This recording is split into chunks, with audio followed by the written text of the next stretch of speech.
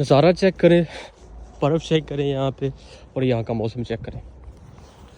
उम्मीद करता हूँ आप सब ठीक होंगे, हैरो खैरियत से होंगे। एक नए व्लॉग में, आज का व्लॉग बिल्कुल शॉर्ट सा व्लॉग है, ज़्यादा लंबी वीडियो नहीं करूँगा।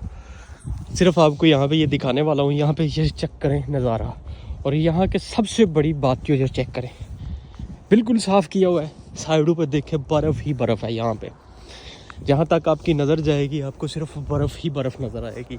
तो ये जर्मन की सबसे अच्छी बात है। अगर आपका घर है या जहाँ पे आप काम करते हैं, कोई भी चीज़ है, कोई भी गली है, आप उसको इस तरीके से अगर आपने साफ़ ना किया तो आप पे जुर्माना हो सकता है। यहाँ पे अगर कोई भी बंदा गिर जाए, जितना अरसा वो बीमार है, सारी तनख्वाह आपको उसकी खुद पे करनी पड़ेगी, जिस बंदे के घर के सामने या गली के सामने वो बंदा गिरा है। तो यहाँ पे आप ये नज़ारा चेक करें।